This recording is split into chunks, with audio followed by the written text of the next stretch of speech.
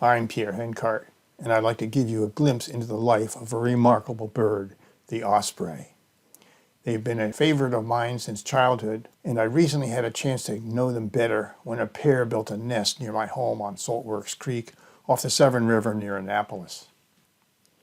My wife Danielle and I have spent many years sailing the Chesapeake in our cruising sailboat, which I named Pandion, which is the scientific name of the osprey genus. The Coast Guard channel marks in the Chesapeake are mostly modified to provide nesting platforms for ospreys. And summer cruising in the Chesapeake provides some close looks at those ospreys. In 2020, I was excited to find ospreys nesting on a platform close to our home. The community of Severn had erected this platform 2 years previously, and this spring we saw ospreys bringing in sticks to construct a nest on that platform. We also saw a pair of ospreys perched high on overhanging tree branches pretty much every time we kayaked down the creek.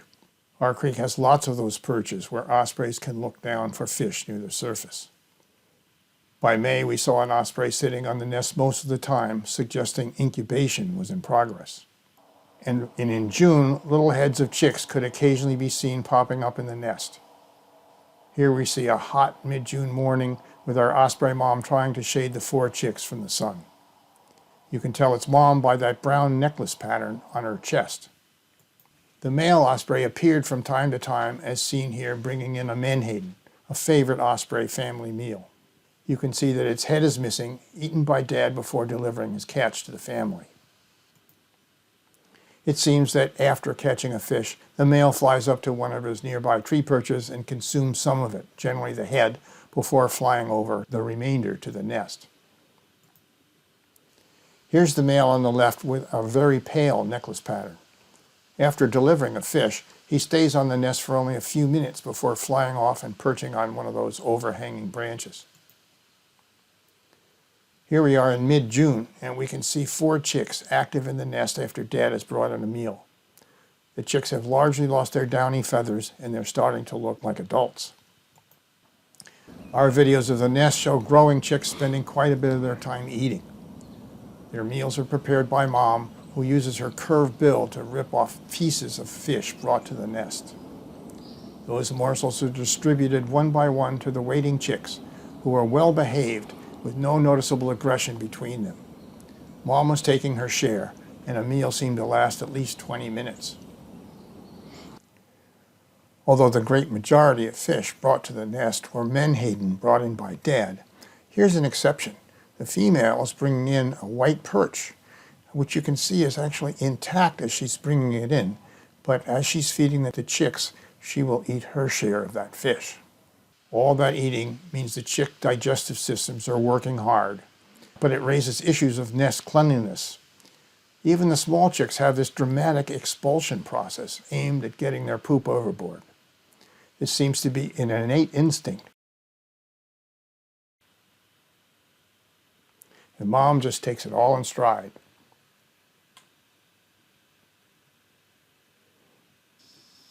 Nest videos during July showed the chicks were growing fast, with Mom still in attendance most of the time.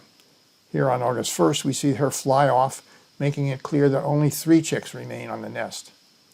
While our 4 chicks were in an exceptionally large osprey brood, the parents can't provide enough fish for 4 as they rapidly grow larger. And sadly, the youngest dies of starvation as its older siblings consume most of the available food. But here you can see that the remaining chicks are starting to flap their wings, exercising those important flight muscles again.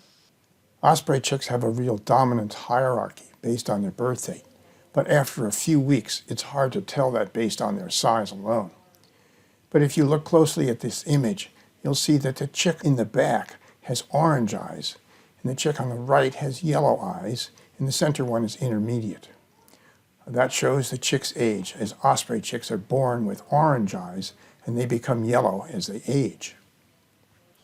Now it's just a few days later, and those 3 juvenile ospreys always seem hungry, and here Dad drops off a menhaden. He doesn't stay long, passing the fish to the nearest youngster, who starts tearing it and eating it himself, with no competition from his siblings. At this stage, the wing flapping is getting more vigorous and prolonged. It appears that the bird on the right is probably a few days older than his siblings. His flapping is starting to get him airborne, so he's close to fledging. The bird on the left is probably the next oldest and is also flapping, while the one in the back is concentrating on eating, which itself requires some recently developed muscles. Here's the nest in the morning of August 10th, with 2 of the 3 chicks fledged and the last one close to that milestone. Its older siblings are taking short flights around this part of the creek and perching on branches or on a nearby boathouse roof. Once the young ospreys have fledged, their next big step is learning to fly with the control needed to catch their own fish.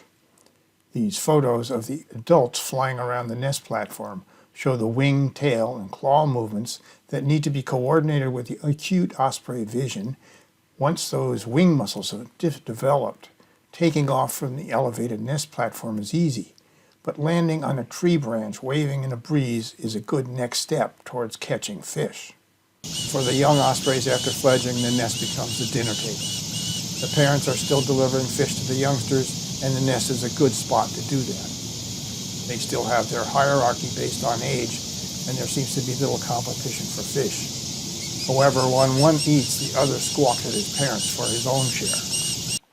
Once they're flying, the next big step is learning how to catch their own fish, and that can take weeks. This dramatic dive is an innate instinct coming without instruction from their parents. But parental feeding occurs during the period of practice and missed attempts that are required before the young ospreys become independent. After they're able to fish for themselves, the next step is migration, generally a 3,000 to 4,000 mile jaunt down to South America. The young birds spend a year and a half down there, returning to their birth area before breeding again themselves. Osprey biologist Rob Beauregard has attached tracking devices to migrating ospreys, with results shown here for an adult Chesapeake osprey named Crabby. She wound up in French Guiana before returning to Maryland the next spring. By September, we noticed less osprey activity around that Saltworks nest, but the male and at least 2 of the young were still around at the beginning of the month. A couple of weeks later, it seemed like they'd all headed south, and we certainly hope they'll all make it down to South America. We're never going to know that, but I'm happy to have learned a lot about ospreys this summer. I'm lucky to have had that opportunity for some intimate looks at their development on that nest near me. I can see how much I missed just seeing them on channel marks while we were sailing around the Chesapeake.